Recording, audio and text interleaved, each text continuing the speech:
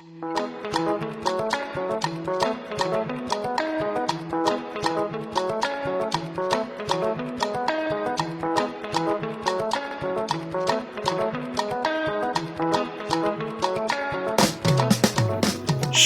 মানেই কেদারনাথ, এটা শুধুমাত্র আমি শুনেছি, কিন্তু কখনো উপভোগ করে উঠতে পারিনি।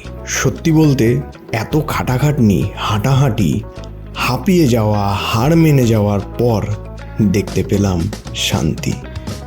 এখানেই সব শুরু ও এখানেই সব শেষ। এক মধ্যবিত্ত বাড়ির কেউ না কেউ স্বপ্ন দেখে লাইফে একবার হলেও কেদারনাথ যাব। আজ সেটা কি সত্যিই পূরণ হলো? চলো শুরু থেকে শুরু করা যাক।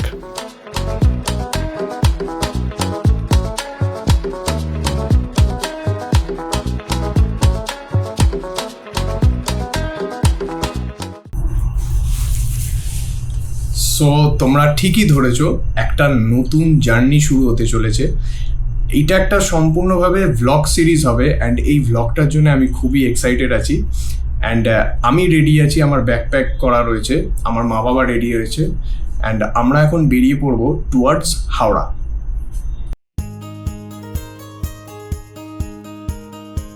ব্যাকপ্যাক করে বাবা মাকে নিয়ে এক্সাইটমেন্টের সাথে বেরিয়ে পড়লাম হাওড়া স্টেশনের উদ্দেশ্যে। উবের ড্রাইভার আমাদের থেকে 400 টাকা নিল ওই হাওড়া স্টেশন পৌঁছে দেওয়ার জন্য, আর তারপরেই আমরা বেরিয়ে পড়লাম হাওড়ার দিকে। আমরা খুবই এক্সাইটেড ছিলাম, সেই নিয়ে গল্প গুজব করছিলাম, একে অপরের দিকে তাকাতাকি করছিলাম, অ্যান্ড তার সঙ্গে আমরা এই গাড়ির জার্নিটাকে উপভোগ করছিলাম। আর দেখতে দেখতে আমরা হাফ রাস্তা পৌঁছে যাই, এবং হাফ রাস্তায় এক বন্ধুর সাথে দেখা হলো, যিনি হলে আমাদের সাইকেল রেসার ভাই, যে এই গাড়িটার সাথে রীতিমতো রেস করছিল। আর সব থেকে বড় কথা কি জানেন, যখন আমি ক্যামেরাটা তার দিকে তাক করলাম, সে তো আরও মোটিভেটেড হয়ে যায়। মোটিভেটেড এতই হয়ে যায় যে আমাদের গাড়ি ছাড়িয়ে বেরিয়ে যায়। তো এইসব দেখতে দেখতে আমরা মোটামুটি পৌঁছে গেলাম হাওড়া ব্রিজের সামনে, যেটা কিনা সম্পূর্ণ যত ভ্লগার আছে, যত কন্টেন্ট ক্রিয়েটার আছে, সবাই যারা হাওড়া থেকে ট্রেন ধরে তাদের একমাত্র রিলের ব্রিজ, রিল বানানোর ব্রিজ হাওড়া ব্রিজ। আমিও সেই অনুযায়ী একটা ভিডিও বানালাম সেটাকে নিয়ে। তো এই সব করতে করতে পৌঁছে গেলাম।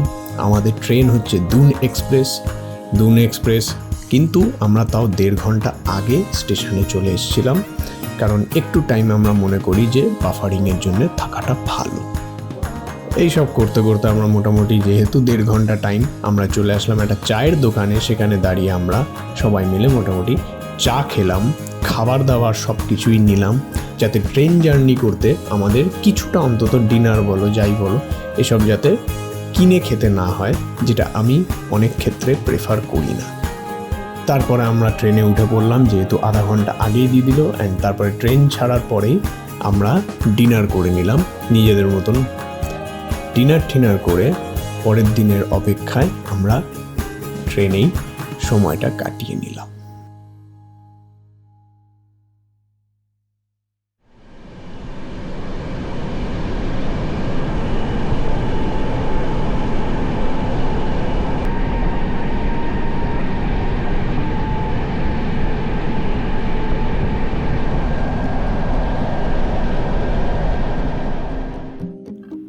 পরের দিন সকালবেলা উঠলাম এবং আমরা ট্রেনেই ছিলাম, ট্রেন জার্নিটাকে উপভোগ করছিলাম। আচ্ছা বলে রাখি, দুন এক্সপ্রেসে করে মোটে 2 দিন লাগে হরিদ্বার পৌঁছাতে, অ্যান্ড এই টাইমটুকু আমাদেরকে মোটামুটি ট্রেনেই কাটাতে হয়, যেটা খুবই হেকটিক এবং খুবই বোরিং টাইপের। হ্যাঁ, এসি হলে তাও একটু গরমের মধ্যে শান্তিটা পাওয়া যায়, কিন্তু আনফর্চুনেটলি সেই সময়টাতে কেদারনাথ যাওয়ার জন্য অনেকটাই প্রেশার ছিল, তাই আমরা এসি ট্রেন পাইনি, আমরা নন এসিতে করেই গেলাম। যাই হোক, সব নেগেটিভিটি দেখলে কি আর জার্নি কমপ্লিট হয়? এইসব দেখতে দেখতে মোটামুটি আমাদের খিদে পেল, এবং মুড়ি মাখা যে আসে তার থেকে 20 টাকা দিয়ে আমরা মুড়ি মাখা নিলাম। 3 জনেই নিয়েছিলাম, তো মোটে 60 টাকা লেগেছিল আমাদের। তারপরে আমরা এই বাইরের দৃশ্যগুলোকে উপভোগ করতে করতে মুড়ি খেলাম। তার সাথে সাথে টুকটাক যাই উঠছিল সেটাও আমরা মোটামুটি উপভোগ করছিলাম এবং খাচ্ছিলাম, যেরকম ধরে নিন চা, তারপরে মাঝে সাঝে চিপস, কোল্ড ড্রিঙ্কস, আবার এরকম মুড়ি মাখা। এই সম্পূর্ণভাবেই আর কি একটা মনোরম সময় কাটাচ্ছিলাম এই ট্রেন জার্নির মধ্যে। দেখুন, জার্নি বোরিং হতে পারে, কিন্তু আমি কি তাই বোরিং হতে দেব? সেটাই হচ্ছে ব্যাপার। আচ্ছা, বলে রাখি যে দুন এক্সপ্রেস, যেটাতে করে আর কি আমরা গেছিলাম এই হাওড়া থেকে হরিদ্বার অবধি, 33 ঘন্টা লেগেছিল।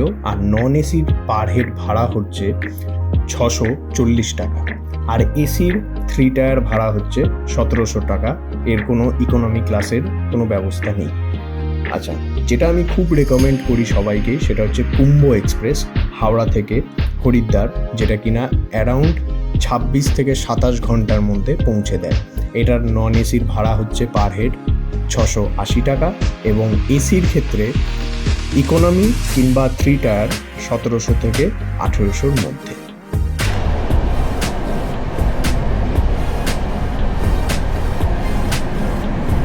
তারপরে আমরা গল্পগুজব করতে করতে এই বাইরের দৃশ্যগুলো দেখতে দেখতে এই নন এসিরই ট্রেনের জার্নিটা উপভোগ করছিলাম।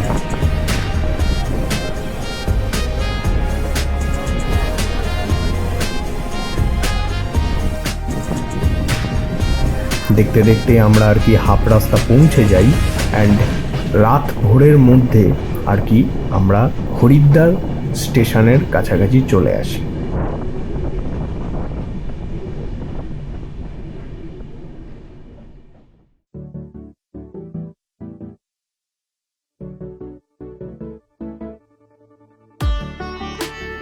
হেকটিক ট্রেন জার্নির পর ফাইনালি ভোর ভোর পৌঁছে গেলাম হরিদ্বার, যেটা কিনা হরির দুয়ারও বলে।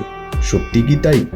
এটা নিয়ে বিস্তরভাবে আমি নেক্সট ব্লগে বলবো, এপিসোড 2, ঋষিকেশ ও হরিদ্বার এক্সপ্লোর। তবে আজকের মতন ভিডিওটা এই অবধি রাখলাম। ভালো লাগলে অবশ্যইভাবে লাইক করে দেবেন, আর সবার সাথে শেয়ার করবেন, আর কমেন্টে জানাবেন যে কোন পার্টটা আপনাদের সবথেকে বেশি ভালো লেগেছে। আর এই চ্যানেলটির সাথে যদি যুক্ত থাকতে চান তাহলে অবশ্যইভাবে সাবস্ক্রাইব করে দেবেন। আসি তাহলে, দেখা হচ্ছে নেক্সট এপিসোডে।